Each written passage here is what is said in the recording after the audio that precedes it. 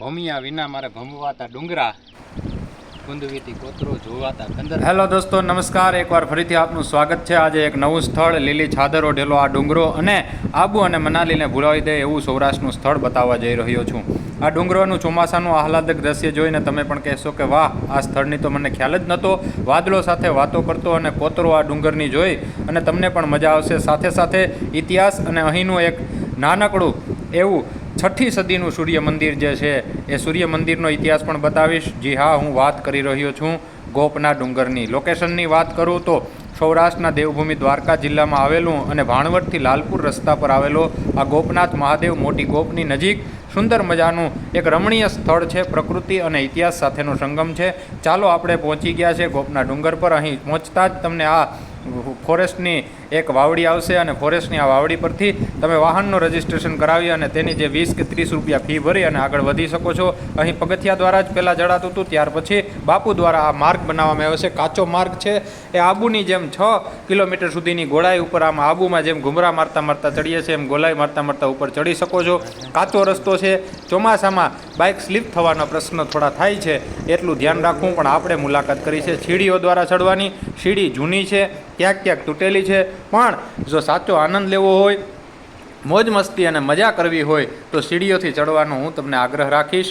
આગળ તમને વિડીયોમાં બતાવવાનો પ્રયાસ કરીશ કે ગોપનો ડુંગર માત્ર પ્રકૃતિ અને સુંદરતા તો માણજો, પણ એ પાછળનો જોરદાર જે ઇતિહાસ છે, જે સૂર્ય મંદિર બતાવ્યું છે એનો પણ ઇતિહાસ છે. એટલે વિડીયો છેલ્લે સુધી જોજો. પ્રકૃતિને માણવાનો અને ઇતિહાસને જાણવાનો અને મજા પણ કરવાની, એટલે all in one knowledge and fun.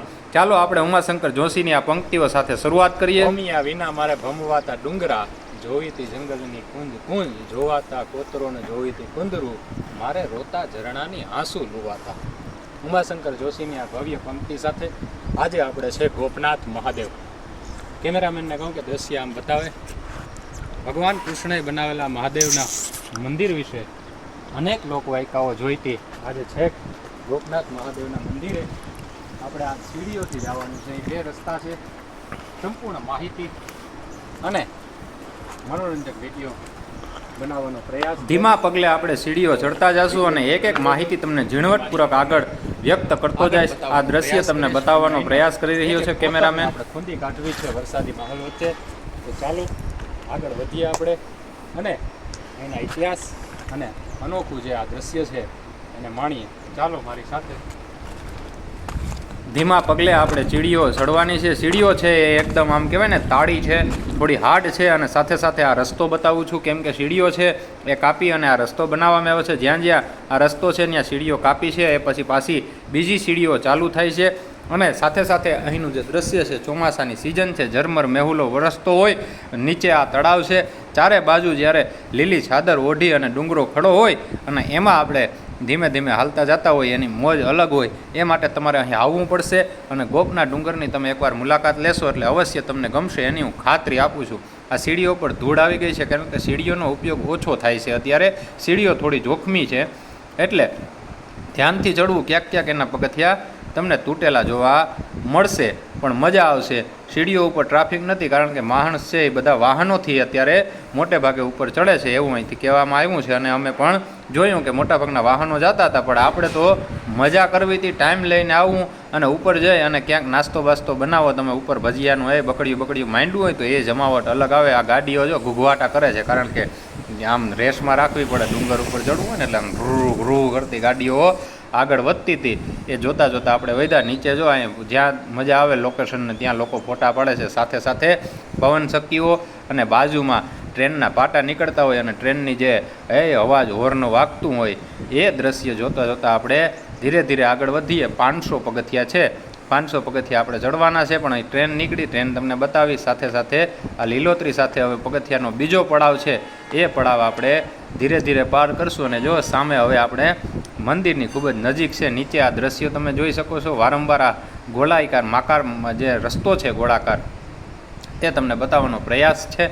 અને મજા આવે. ડુંગર છે. 10 મિનિટમાં તમને સંપૂર્ણ માહિતી આપીશ. ફરીથી જો ટ્રેન નીકળી છે ઘૂઘવાટા કરતી, એ ટ્રેન વારે ઘડી અહીં ચાલુ હોય એવું અમને લાગ્યું. આ ટ્રેનના ઝૂમ કરીને દ્રશ્ય બતાવું. હવે એકદમ આ પથ્થરોથી પથ્થર જે એકબીજાની સાથે જોડાયેલો હોય ને, જાણે સિમેન્ટ કોન્ક્રીટથી બંધાયેલું એવું છે. અને ઉપર થોડુંક જે બાંધકામ કરેલ છે. આ મંદિરનું બહારનું દ્રશ્ય છે. મંદિર ભગવાન શ્રી કૃષ્ણ સ્વયંએ બંધાવેલ છે.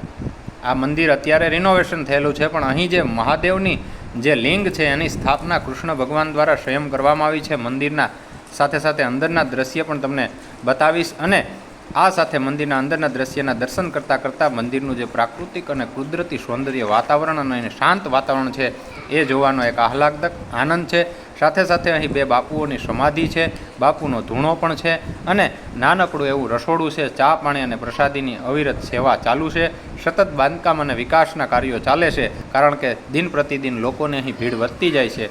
આ ધૂણો સતત ધખી રહ્યો છે અને અલખના નામની જય બોલી રહી છે. મહાદેવના નામનો આ ધૂણો આપ જોઈ અને આનંદ માણજો. આ રસોડું છે. રસોડામાં ગુંદી ગાંઠિયાની પ્રસાદી અને ચા પાણીની પ્રસાદી ચાલુ હોય છે.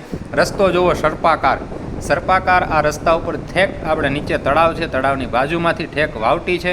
એ વાવટીએ થઈ અને આમ સર્પાકાર અંદાજે 6 કિલોમીટર જેવો ઊંચાઈ પર તમારે ચડવું પડે છે, અને 6 કિલોમીટરની આ લંબાઈ તમે કાપો એટલે તમે સીધા આવી જાઓ છો આ ગોપનાથ મહાદેવના પટાંગણમાં. પટાંગણ મેં તમને બતાવ્યું છે. પટાંગણથી જે બાજુ તમે જાઓ આવા કુદરતી દ્રશ્યો, આ જો ઘેટા બકરા ચાળતો ભરવાડ અને આ આહલાદક દ્રશ્ય, જે બાજુ તમે કેમેરો ફેરવો તમારી નજર ન્યા રોકાઈ જાય. અહીં વાહનો રાખવાની થોડીક જગ્યા બનાવી છે, એ પાર્કિંગ છે. પાર્કિંગમાં આ રીતે વાહનો તમે રાખી અને આ વાદળો છે, વાદળો સાથે વાતો કરી શકો છો. આ જે આપણે સીડીઓ જેમ કોતરોમાંથી આવે છે એમ રસ્તો પણ કોતરમાંથી ઉપર આવે છે, અને આ પથ્થરા નાના દેખો છો એ ટેકા માટે કે તમે એ જોવામાં ત્યાંથી નીચે ન પડી જાઓ. જોખમી રસ્તામાં ધ્યાન રાખવું, શાંતિથી ચલાવવું અને સેલ્ફી લેવામાં ધ્યાન રાખવું, કારણ કે સ્વર્ગ જેવો અનુભવ કરાવતો આ ડુંગર છે, પણ સ્વર્ગ જેવો અનુભવ કરવાનો છે, સ્વર્ગવાસી થવાનું નથી. એટલે જો અહીંથી લેપટા તો સીધા થઈ જશો સ્વર્ગવાસી. બાકી સ્વર્ગ અને આપણે વેત એકનું છેટું હતું એવો આહલાદક અનુભવ, એવો આ રસ્તો, અને આ ખીણ જેવા રસ્તાની વચ્ચેથી જ્યારે તમારી ગાડી નીકળતી હોય ત્યારે પણ એનો એક અલગ જ આનંદ થાય. આપણે બંને મોજ કરીશું, ગાડીમાં પણ પાછો પ્રવાસ કરવાનો જ છે. સાથે સાથે અહીં નજીકમાં જ તમને પવનચક્કીઓ જોવા મળશે. પવનચક્કી, વાદળાનો સંગમ, અને એની નીચે આ ફોટોગ્રાફી કરતા સહેલાણીઓ જોઈ અને મજા આવી. આ પથ્થરોની જે કિનારી છે ત્યાંથી સીધી ખીણ છે. નીચે તમને બતાવું, જો સીધી ખીણ છે, અને અત્યારે એને વાદળા છે એ ટચ કર્યા. આપણે વાદળોની વચ્ચે છે, વાદળોની વચ્ચે નીચે જો ગાડી છે, પ્રવાસીઓ આવી રહ્યા છે, સતત ભીડ હોય છે. અને ફરીથી આ સૌથી ઊંચાઈ ઉપરથી તમને રસ્તો અને આજુબાજુનું આ દ્રશ્ય બતાવવા જઈ રહ્યો છું. સાથે સાથે આપણે વાત કરવી છે આ ઇતિહાસની.